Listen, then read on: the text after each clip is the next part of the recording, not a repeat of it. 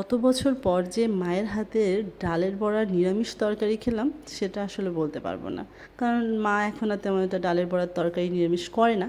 আর আমিও যদিও বাসায় বানাই সেটা মুসুর ডাল দিয়ে বানাই, যার কারণে ওটার টেস্ট এরকম আসে না। আর ডালের বড়ার নিরামিষ তরকারির জন্য প্রথমেই যেটা লাগবে সেটা হলো খেসারির ডাল।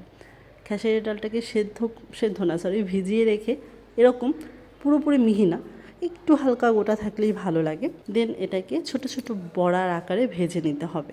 আমি তো মা যখন বড়া ভাজে তখনই একটা একটা করে খেতাম ছোটোবেলা, আর দেখা যাচ্ছে যে অনেকগুলো খেয়ে নিতাম তখনই, কারণ এই বড়াটা খেতেই এত বেশি মজা। লবণ দিবে না, কি কোনো লবণ দিত না বা দেয়নি, শুধু তেলের উপরে হালকা করে ভেজে নেবে, এমন না মচমচা করে ভাজতে হবে। তো মা এক এক করে বড়াগুলো সব ভেজে নিবে, মানে অনেকগুলো বড়া যেহেতু তো ভাজতে একটু সময় লাগবে, তো যতটুকু পারছে ততটুকু কড়াইয়ের ভিতরে দিচ্ছে যাতে বড়াগুলো উল্টিয়ে পাল্টে সুন্দর করে ভাজা হবে। এই যে ভেজে রেখেছে, আমি এখান থেকে উঠিয়ে টুপটাপ করে 4-5টা খেয়ে নিয়েছিলাম। পরবর্তীতে আবার ভাজা শুরু হয়েছে। এই যে মানে টোটাল 3বার না 4বার জানি ভেজেছিল, কারণ অনেকগুলো ডালের বড়া ছিল। তারপর এই তো ভাজা হয়ে যাওয়ার পর মা জিরে ফোড়ন দিয়েছে। জিরে ফোড়নটা দিয়ে তার ভিতরে আলু দিয়ে দিবে, ও সরি আলু না, আগে দিবে জিরে বাটা। জিরে বাটা দিয়ে, যেহেতু জিরে বাটাতে একটু জল থাকে, ওটা দিয়ে জিরেটা তেলের উপর একটু ভেজে নেবে। ভেজে দেন হলো মশলা দিবে, তারপরে আলু দিবে। আমি না আগেই আলু দিবে এটা বলে ফেলেছি। তারপর এই যে জিরাটা তেলে ভালো করে একটুখানি ভেজে নিয়ে তার ভিতরে দিয়ে দিবে হলুদের গুঁড়ি দেওয়ার পর তারপর দিয়ে দিবে হলো লবণ, দেন আবার একটু জল দিয়ে তারপর মশলাটা কষাবে।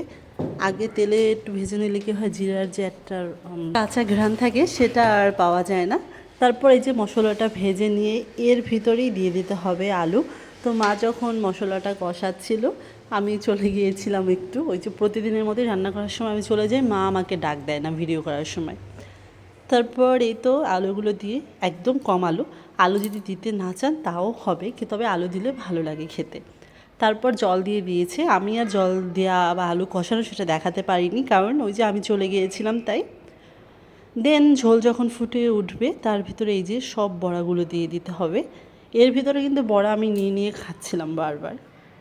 এখন হলো ঝোল অনেকটা যখন ফুটে উঠবে, আলু একদম সেদ্ধ হয়ে যাবে, তারপর ঝোলটা যখন কমে আসবে তারপরে বড়াটা দিতে হবে।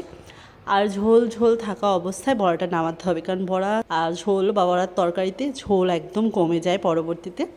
দেন দিয়ে দিতে হবে গরম মশলা, এই যে গরম মশলা মা দিয়ে দিচ্ছে, দিয়ে একটা নাড়াচাড়া দিয়ে নামিয়ে নিতে হবে। তাহলেই দেখা যাচ্ছে যে একদম ঠিকঠাক থাকবে বড়ার ঝোলটা। সত্যি বলতে তাও যখন খেতে বসছি তখন দেখি যে ঝোল নাই, ঝোল খুঁজে পাচ্ছিলাম না, ঝোল টেনে গিয়েছিল একদম। তো এই ছিল আজকের ভিডিও। কেমন লাগলো জানাবা। টাটা, দেখা হবে অন্য কোনো ভিডিওতে।